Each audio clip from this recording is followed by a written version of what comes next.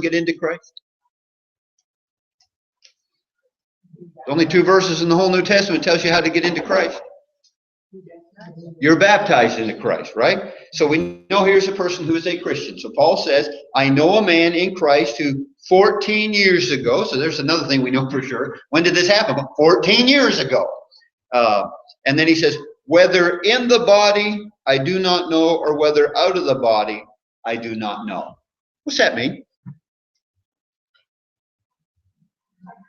I kind of thought maybe a dream or something that he had a vision of, or Kind of, Stace? Nancy? whether it was physical or whether it was spiritual. Yeah, whether his physical body went up, okay, or where the spirit went in it, okay? And that's what he's saying here. I don't know for sure, but what do we know for sure?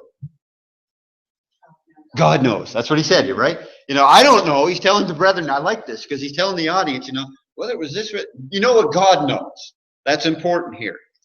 And then he says, such a one was caught up to the third heaven. The third heaven. What's the third heaven? God's home? Well, what's the second heaven? What's the first heaven? Okay. This area here that we breathe, it's often referred to, that when God created the heavens and the earth. We have what we breathe, and we have the outer atmosphere where the stars and the moon are. Okay, it's often referred to in the scriptures as the second. And then the third would be the dwelling place of God, as he talks about.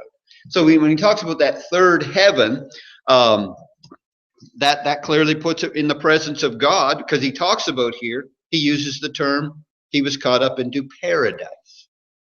Was this the paradise where Jesus told the thief on the cross, today you'll be with me in paradise? That is debatable.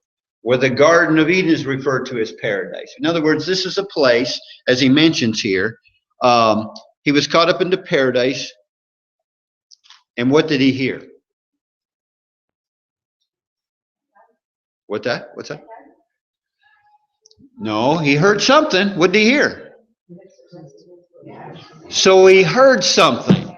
So let's, again, we're trying to figure out what we know for sure. When I talk about he heard inexpressible words, we're saying, well, he heard words. I mean, he heard something. Okay? And so what does that tell you then, if he heard something? Guys, take it like a math question. I mean, if you're in the forest and you heard something, what's that telling you? What if you heard something? What? There's something there. Okay? This isn't rocket science. This is real. I mean, if he's bringing this up to this brother, you can see, as you mentioned earlier, this is going to help Paul's faith. Matter of fact, it can help us. This is real. Okay? This vision that was given to him, which, by the way, ties into our next section, right? Because you all know why Paul was given the thorn in the flesh, right? I'm jumping ahead for a moment, but why was Paul given the thorn in the flesh? You guys remember? It makes, in his weakness, it makes him strong in God. So God... That's true, but there was a reason for it, Amy? Because of the visions and the revelations that he's been receiving. Those things can go to your head. I get Paul not wanting to bring this up when his hand is forced on it, because those are the very things that could cause Paul to have a big head. Anybody can think more highly of themselves than they ought to, and that's what Paul said in Romans chapter 12, verse 3. Don't think of yourself more highly than you ought to. That they should not even think of him as being... That was the point. Yeah, that was the last point. Yeah. The last verse. That's right. This is the whole point. I don't want you thinking of me any better than anybody else. That's pretty tough when you're telling people these things happen to you, Mark. Well, I mean, we can look around in our own times. We can see how people exalt men who are in the religious realm. Men actually accepting worship.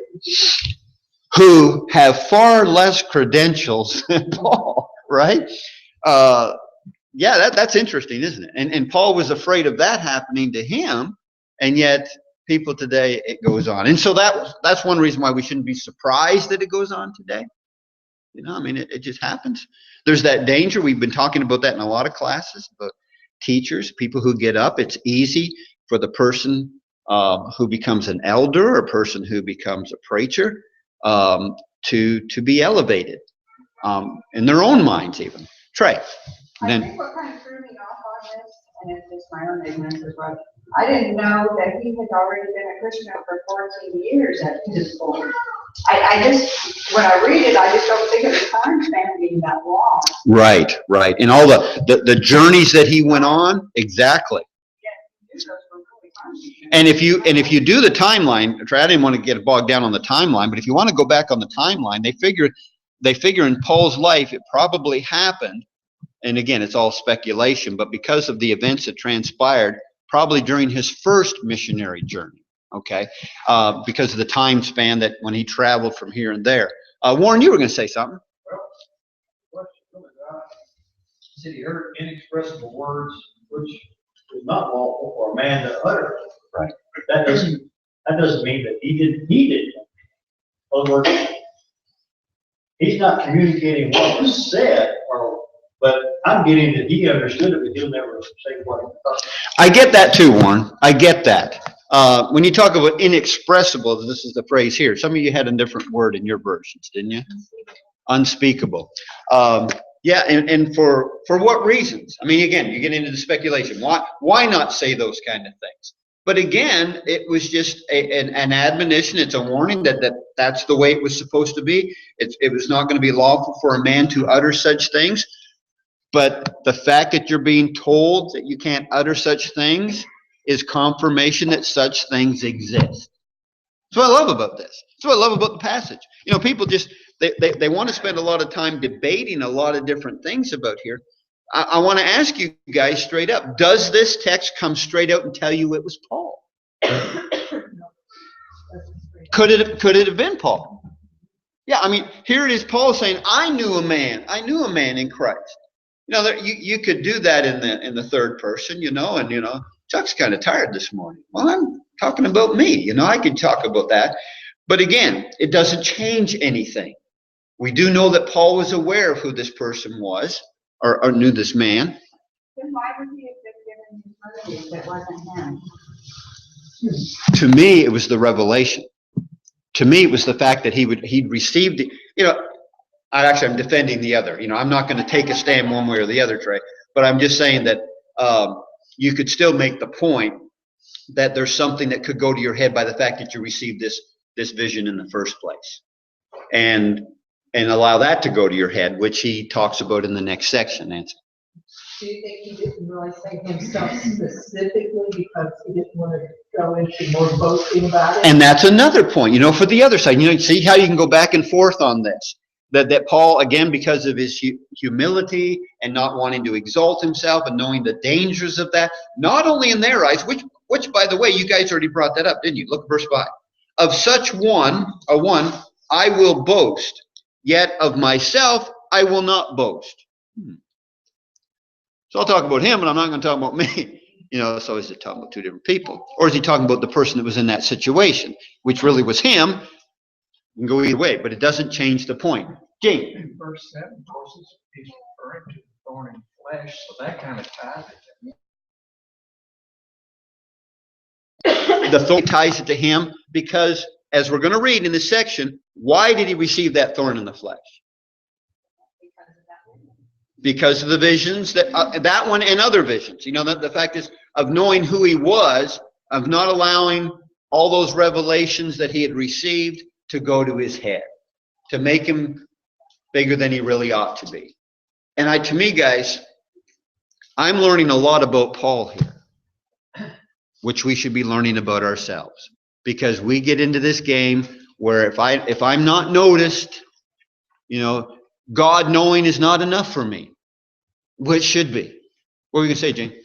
Well, for his concern for the church there at Corinth, he was going all the way he could to really convince those people that he was doing the right thing. Yeah. And he had the authority, more or less. He had the authority, but I tell you, I would hope that if I was in the audience here, if this letter's being read, and I'm a member at Corinth, I would hope that I'm sitting there thinking about Paul going, man, what a humble guy.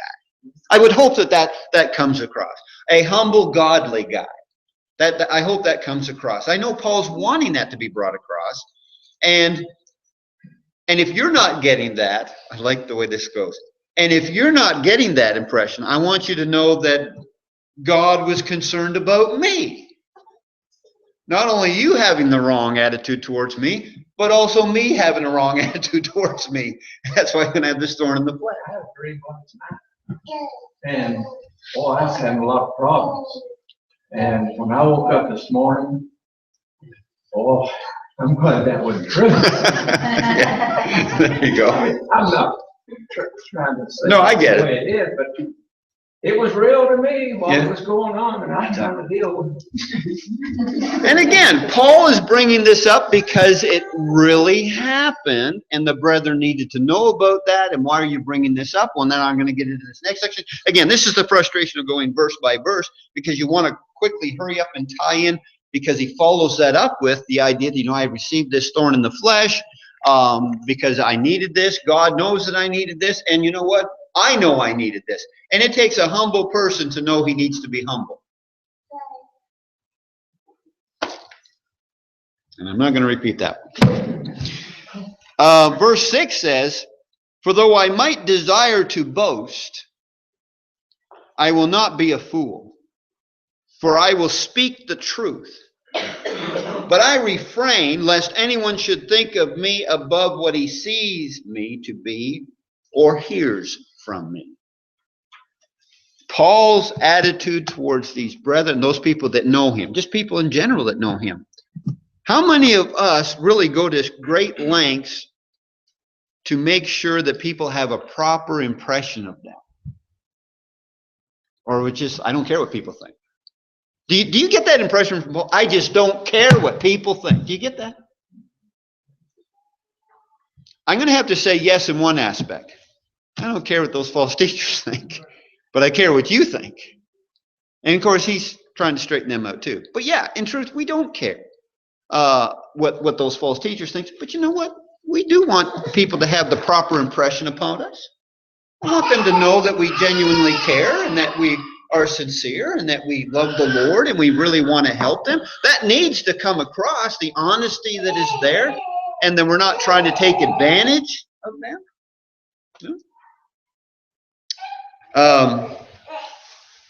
And so I'm holding back here because I just want to get into this next section. So, Chris, let's move up to you now. If you'll read 7 and 8, and then Amy will read 9 and 10. "Unless I should be exalted above measure by the abundance of the revelation, a thorn in the flesh was given to me, a messenger of Satan to buffet me, lest I be exalted above measure. Concerning this thing, I pleaded with the Lord 3 times that it might depart from me. And he said to me, My grace is sufficient for you, for my strength is made perfect in weakness. Therefore, most gladly, I will rather boast in my infirmities, that the power of Christ may rest upon me. Therefore, I take pleasure in my infirmities, in reproaches, in needs, in persecutions, in distresses, for Christ's sake. For when I am weak, then I am strong." Okay. So, was this thorn in the flesh just because of what happened in the first 6 verses? How do you know? There it is. When he talked about the abundance of revelations, because of that, lest I should be exalted above measure. Now tell me what you know about Paul from that phrase. What's that? He did have revelation. He had abundance in revelations. What else? As a man that you can relate to, what is Paul confessing? As a man. But that this could happen. Admit it. Admit that you could be exalted above measure. Lest I should be exalted above measure. Well, Paul, that could never happen to you. You're an apostle. It doesn't matter. No matter who you are. Well, I'm an elder. Unless you be exalted. It could happen. Preacher. I don't care who you are. If we don't admit that it can happen, then what's going to happen? If you don't admit it, you're not going to put precaution things in place to prevent that from happening. You're just going to do that. The person who says, I can't fall, Paul says, take heed lest you do. The person who admits that you can fall is aware of that. And I see Paul saying the very same thing here, that we can. By the way, have you ever known anybody who's exalted themselves? I mean, over your experience, over the years. Don't pick on brethren here, but just, and I don't even want names, but have you ever come across a Christian, because they're a Christian, that you think that they've exalted themselves above measure? Maybe you haven't. Hope you haven't. But I have. I've run into some. And there's a variety of reasons why. Now, Paul's concern was he might be exalted above measure because of what?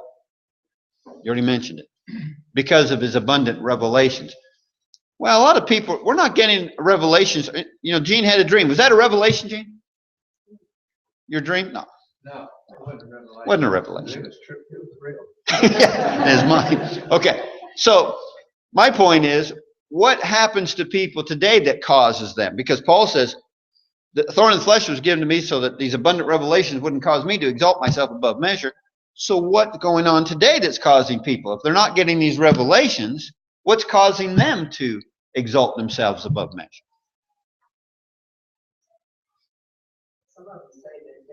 Okay, there's one. Okay, some say the Lord has spoken to them, so it's gone to their head. Anything else that can more relate to us? Because we're not confessing that we have the revelations. How about even knowledge? Can't the fact that if I'm a great student of the word, that I could exalt myself above measure? I could have this arrogance about myself, that I know what I'm talking about and you don't? That could happen. That could happen, just who I am. It could happen just being a male, could it not? Just being a male. And just exalt yourself. Jane?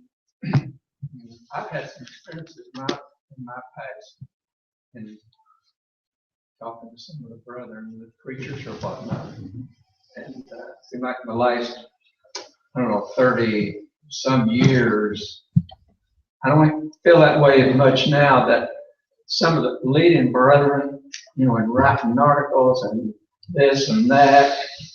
And in fact, I had a personal conversation with one of these leading brethren that the word got to Evansville that the church where I was going wasn't faithful. And so I was in Louisville and I talked to him and I said, I tell you what you do. I'll pay for the hotel rooms. You come to Evansville and we will have this discussion.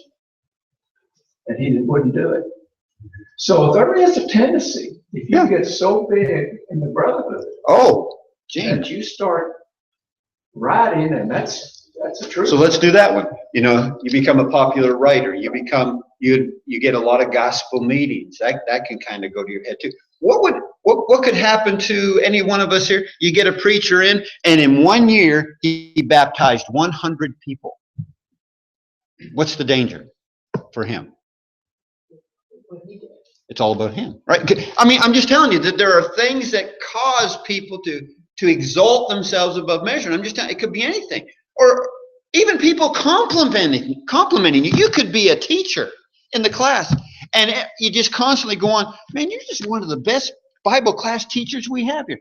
You know what? You're right. I am. And we just exalt ourselves, and you kind of look down on every other teacher. Because nobody teaches like I. They could be anything, guys, that we have to work at. Mark. Chuck, there's a little rock star in all of us. It's something that we as individuals need to be aware of and make sure that we don't let whatever that is, that desire that we raised up, and not let that. And you can be sure, Mark, if you've got that little flicker, that little flame, Satan will come by and fan it. That'll fan it. Whatever vanity is there. And that's what Paul's talking about. I didn't want to be vain. I don't want to be vain. I don't want to be one of these guys that puffs himself up. And I've received all these revelations. I realized that there was a danger that I could do that. And it can happen to you and I in any way. It's not revelations, but it can be other little things that can be fanned, and it goes straight to your head, and we become puffed up, arrogant. Like Mark talked about. And to say that could never happen to us or we don't fall victim to it, it can. And it happens easily. Because I'm sitting here thinking, in order to help Paul, he needed a thorn in the flesh. So there are times when bad stuff happens to us, but there may be times we can just be thankful for it. Like Paul, as we're going to talk about right now. All right, so because of that, a thorn in the flesh was given to me, a messenger of Satan to buffet me, lest I be exalted above measure. Now let's talk about this a little bit.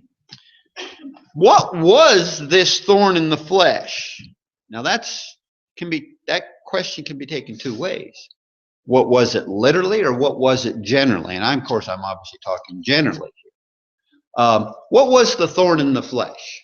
What was it? And he identifies it here. What was the thorn in the flesh? That much you do know. A messenger of Satan. Okay? It was something that God, what? Did God make happen? God allowed to happen. Remember that. God doesn't fight against himself. He doesn't tempt anybody with evil. And when he talks about it, we're talking about a person here who was given a thorn in the flesh, a messenger of Satan. You could say, any hardship that you face, did God give that to you? Any hardship that you face, did God give it to you? Could he have given it to you the way he gave Paul his thorn in the flesh? In the sense of allowing things. God allows. And how do you know that God allows things to happen to you?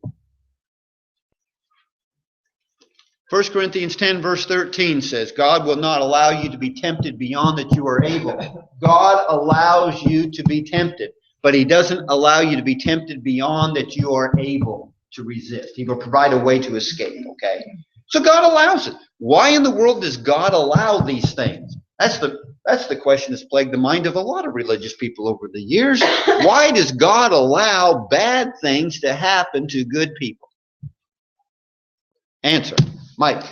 I've always thought untested faith is really no faith at all. And how are we supposed to know if we have faith? It's God never allows bad things to happen. If we believe the case of Job, Satan presented himself and asked for Job, and God allowed him to put restrictions on what Job could do, which goes with you in the verse you talked about. He won't allow us to go beyond, but it'll be pushed to the limit if Satan's involved. Okay. But I like that. Faith that's not going to be tempted. What is it? It's like the person says, you know what? I would do good as being a Christian, Chuck, if I just wasn't facing so much temptation in the world. Get in line, dude. I mean, that's life. I thought I saw a hand. Martin? Well, if I understand the question you asked, but I always go back to 2 Thessalonians, 2nd chapter. You're familiar with that. He will allow us to believe a lie. I'm paraphrasing. Yeah. Those who want to believe, if you decide you want to accept Mormonism, Right. you like that idea. Yeah. Yes. Really cool. Yes. So I really like to do. Yeah. He's going to let you do that. Regardless of whether it's that or a secular world, if you decide, regarding your full if you want to smoke, if you want to drink, if you really want to do that, you're going to get to do that. Yeah. You'll justify. And It's not what God's approving of. He's allowing you. And I like it. I'm glad you brought up that passage because it does come back to what I said earlier. I mean, is God responsible? God said, I'll send a strong delusion that you'll believe a lie. God will allow that to happen. He allows false doctrine to exist in this world today. For the very fact that if you want to believe it, God will say, fine. He doesn't approve of it, all right, but he allows it to happen. The false teachers are not ministers of the Lord. We need to understand what it means where God send a strong delusion. How does God send a strong delusion? By God allowing things to exist. You can reject it. You can reject Mormonism. If you want to know the truth, you can know it. If you seek, you can find it if you want it. There's just a lot of people who say they're seeking, they're not really seeking. They're seeking what they're looking for. They're not seeking the truth, but they call it the truth. Here's what I'm looking for. And then when they face it, they're not happy with it. Because it's really not what they're looking for. You don't really want this, do you? And so getting back to Paul here, we need to ask ourselves, can we handle a thorn in the flesh? And we better handle the thorn in the flesh. And thorns in the flesh can come in a lot of different ways. I heard a preacher one time, of course, preachers have said it for years, where they say they think that Paul's thorn in the flesh was his own brethren. They say that tongue in cheek because their messengers of Satan can creep up in a lot of different ways. Right? What could be your thorn in the flesh? To let people understand the dangers that are there, I want you guys to use your imagination here because it helps us. Because we always think of thorn in the flesh as something really bad or a disease or something. Give me other thorns in the flesh that are destroying people. Give me a thorn in the flesh that is not buffeting people. It's not buffeting them. It should. Pride? Huge. Huge. A thorn in the flesh? How about a great athletic ability? It's your thorn in the flesh, man. Because you're allowing that to go to your head and you want to use that ability to preempt your responsibilities in serving God. It could be anything. You know, it's like you'd have a lot of pressures from people if your child had extraordinary abilities and some talent that you know is going to take away from their serving the Lord. And you've had all kinds of schools come, representatives, and lots of money being offered. This is just a rare child you have here. It's your thorn in the flesh, man. Gene? I was looking here, last 2 or 3 chapters, we talked about this, and when we went through that, I had a feeling the thorn in the flesh could have been that Paul wasn't too good of a speaker. In other words, they kind of said, that whether he could speak well or whatever, he wasn't too good at that. Yeah. He used that one. There's a strong argument made for his eyesight. When he closed the letters, he wrote it with big letters with his own hands. And so some contend that his eyesight was diminishing. Who knows what that thorn in the flesh is? But, it could be something, that physical infirmity that was there. There are other things that we pray about that we hope that it doesn't happen because we know of the dangers that are present there. Sometimes success can be to a person's failure. Lead to their demise. To be successful in business, make lots of money, and forget where it came from. Well, yeah. Again, we're talking about some things that can be good in and of themselves and the dangers that are there. And that's really the point I was trying to get across within this, that Paul's thorn in the flesh. And so we know why he received it. We know why the thorn in the flesh was there. What was Paul's attitude towards it in the beginning?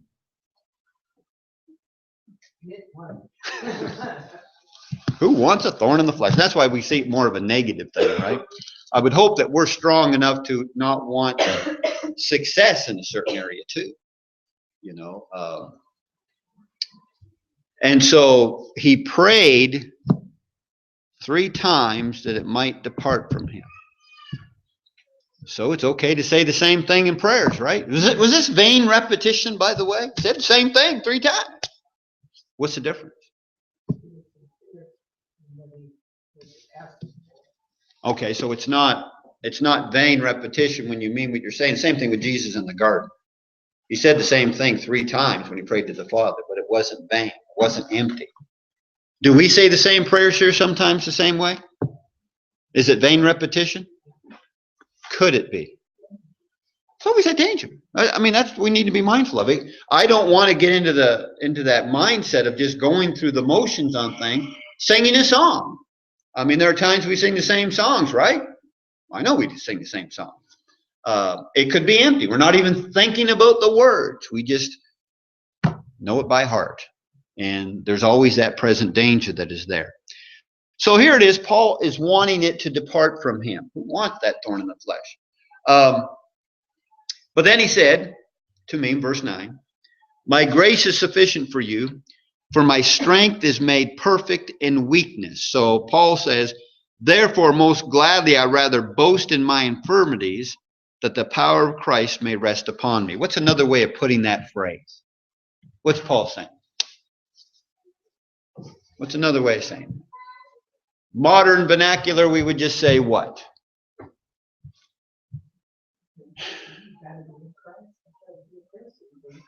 So I'd rather be a Christian. Okay, I like that. That's good, Nancy. You know, I'd rather be without whatever it is that I want. You know, I want, or the opposite. I'd rather put up with this if it means me going to heaven.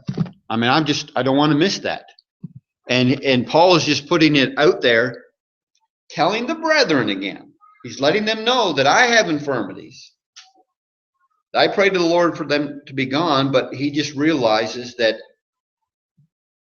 in weakness there is great strength. Now, can somebody explain that? Maybe you've experienced something in your own life. Where do you get strength in weakness? How do you get strength in weakness? Jane? If you have a problem with alcohol or whatever problem we have in life, we realize it, and that can make us be a stronger Christian by dealing with that and whatnot. Okay. Mark? I think anything that causes us to be more dependent on God is, it makes us, in that weakness, that we gain strength from that, because we rely on God and ourselves. Okay. What do you think attributes to people being less dependent upon God? I mean, what could cause us? What could cause us to be less dependent upon God? Because you're saying it's a good thing if we find ourselves being dependent upon God. What could be a contributing factor, Nancy? Sometimes everything keeps going right for them, and it's all about what they've got achieved and rather than through God. That's exactly right. When everything is going great, that's when people think, well, I must be blessed, in the sense where God must approve of me because everything is going wonderful in my life. Of course, the danger of that is thinking that I must be okay because look at all the bad stuff happening to me. Well, that's dangerous thing to do. If you've got a good job, making plenty of money, you've got everything you need, and a lot of the things you want, it's easy to kind of kick back and say, I'm sitting tall cotton. That is so true, Mark. You just think about that. If you have your health and you have your wealth, and you got, I can't rhyme something with people, so I'm just going to have it print. If you have a rhyme with that one, but health, wealth, and lots of friends. What else do you need? What else? No, seriously. But from a world standpoint, if you've got your health and you've got your wealth and you've got that core friends, that support group, and your life is great. Why do you need God? Right? That's the problem. EJ? Seems like to keep you on the same path because friends can take you down the wrong road. Well, we know that can happen, and that's why people pick and choose, and people have their strong core friends, right? And does this exist today? I mean, are there people out there who have their health and wealth and a good set of friends that don't have the Lord? Yeah, they have that, right? And so somebody might look at this person that has that, and I want you to tell me, where's his thorn in the flesh? Where's his thorn in the flesh? He doesn't need a thorn in the flesh to keep him buffeted because he's already gone. He doesn't even need the Lord. We're looking at, this guy, everybody's got problems. Well, not everybody. Not a lot of people, there are people out there who think they have the perfect life. What I'm trying to get us to understand is that you remove God from the picture, it's not a good picture. That's what Paul's saying. And there are times when you're going to have your ups and downs in this world. And these things can be removed. And somebody mentioned Job a little bit earlier and the things that he had to face.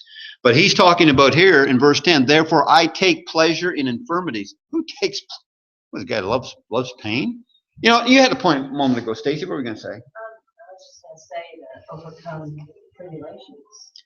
And that's why you need them, right? That's why you need them. Because what's facing this guy? Ultimately. Yeah.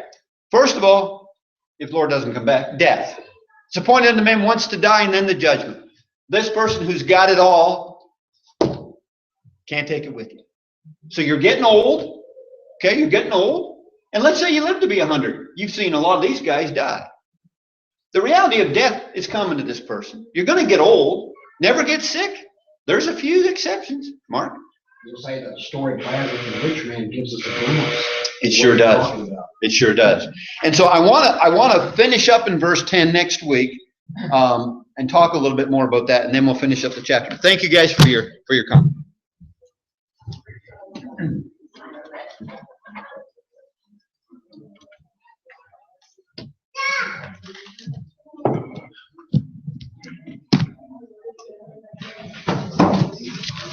Yeah.